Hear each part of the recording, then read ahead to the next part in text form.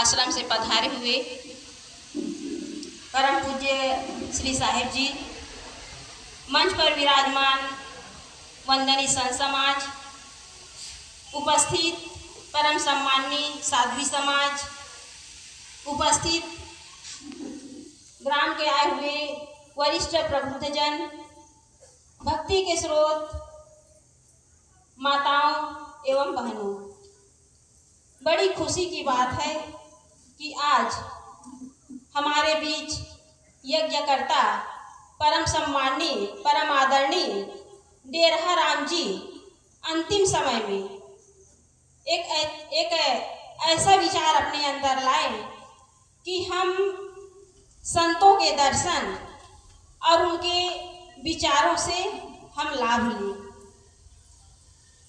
अधिकतर देखा जाता है कि सांसारिक जीवन में अंतिम समय में लोग जो हैं अपने घर को, मकान को, जमीन को बेटे के नाम, बहू के नाम, नाती पोते के नाम वसीयत कर देते हैं।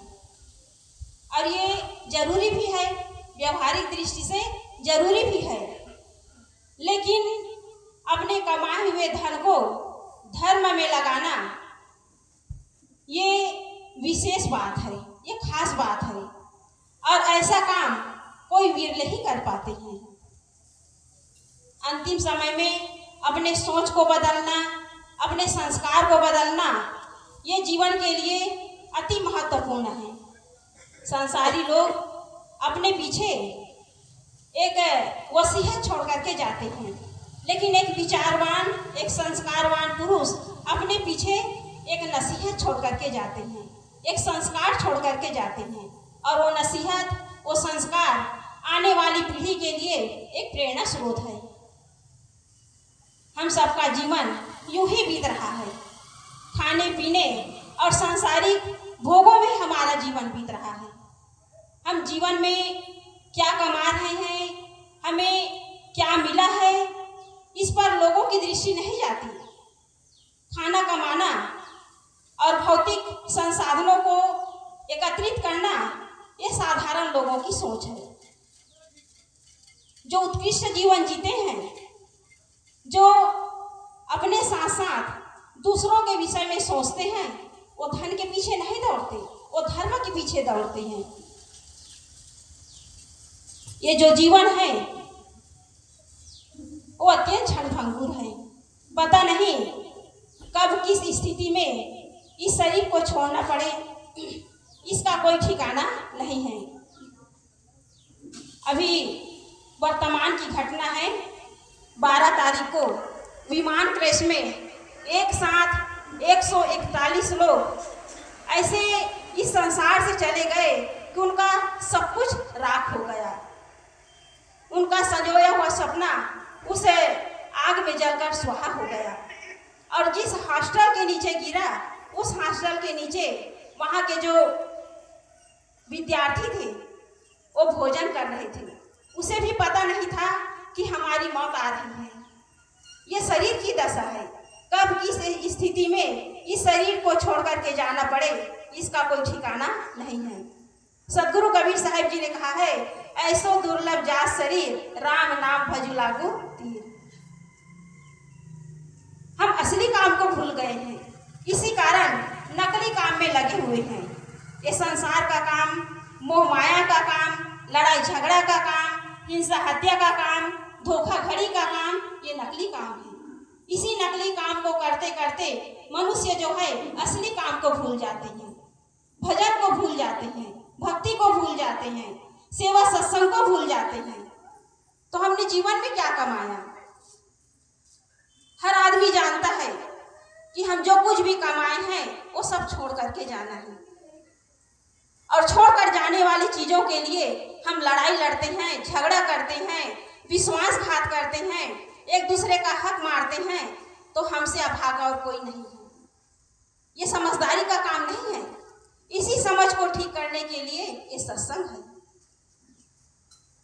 हम सत्संग के माध्यम से अपने विचार को बदलें, अपने जीवन को बदलें, तब जीवन सार्थक होगा। एक घटना है, एक छोटा सा बालक चिलचिलाती धूप में फूल बेच रहा था। लोग जो है मोल भाव कर रहे थे, खरीद रहे थे, पैसे दे रहे थे और जा रहे थे। एक सज्जन व्यक्ति आया, उसने देखा कि चिलचिलाती धूप में छोटा सा बालक, 7-8 वर्ष का बालक बैठा हुआ है, उसके पैर में जूते नहीं हैं। वो दौड़ के पास के जूते की दुकान पे गया और उसके लिए जूता खरीद करके लाया। जब भीड़ छट गई तो सज्जन व्यक्ति ने उस बालक से कहा कि बेटा इसे पहन लो। वह बालक जो है जूते को पाकर बहुत खुश हुआ और उसने तुरंत कहा कि आप भगवान हैं। उस व्यक्ति को देखकर कहने लगा कि आप भगवान हैं, क्योंकि रात में मैंने भगवान से प्रार्थना किया था कि हे भगवान, मुझे जूते दिला दो, धूप में मेरे पैर जलते हैं। उस बालक ने कहा कि आप भगवान हैं। तो उस व्यक्ति ने कहा कि बेटा मैं भगवान नहीं हूँ। तो बालक तुरंत कहता है तो आप भगवान के दोस्त होंगे, आप भगवान नहीं हैं तो भगवान के दोस्त होंगे। उस सज्जन व्यक्ति की आंखों में आंसू आ गए। उसने मन ही मन विचार किया कि भगवान का दोस्त बनना कितना सरल है। आप लोग समझ गए होंगे कि जीवन बेशकीमती है, इसे औरों के दुख दर्द को समझने में बिताएं। अपने लिए न जिए, औरों के लिए जिए, तब ये जीवन सार्थक होगा। नहीं तो जीवन में कुछ हाथ आने वाला नहीं है, क्योंकि हर चीज दूसरों से मिला है। जन्म दूसरे ने दिया, नाम दूसरे ने धराया, शिक्षा दूसरे ने दी, नौकरी दूसरों से मिला, मान सम्मान दूसरों से मिला, और अंतिम में जब इस संसार से चले जाते हैं तो दूसरे ही लोग कंधे पर उठा करके ले जाते हैं। वहाँ अंतिम स्नान दूसरे ही कराते हैं और अपनी कमाई हुई संपत्ति जब छोड़ करके जाते हैं तो दूसरे लोग बांट लेते हैं। अपने लिए क्या बचा? इसलिए कहा गया है, क्यों करते हो गुरूर, 4 दिन की इस ठाट पर मुट्ठी खाली रह जाएगी जब पहुंचोगे घाट पर।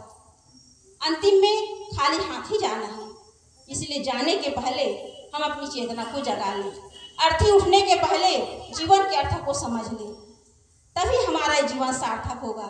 नहीं तो कहा गया है कि मुट्ठी बांधे आया जगत में, हाथ पसारे जाएगा, कुछ नहीं कर पाएंगे हम।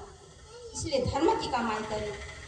यज्ञकर्ता परम सम्माननीय देवहालाल जी, उनके विचार, उनके जो उच्च सोच हैं, उनसे हम प्रेरणा लें कि हम भी अपने जीवन में ऐसा कुछ काम करें कि हम अपने जीवन के पीछे एक आदर्श छोड़ करके जाएं, एक प्रेरणा बन करके जाएं, तब हमारे मानव जीवन पाना और सत्संग सुनना और सुनाना सार्थक होगा। बस इतना ही कहकर मैं अपनी वाणी को विराम देती हूँ। बोलिए सद्गुरुदेव की।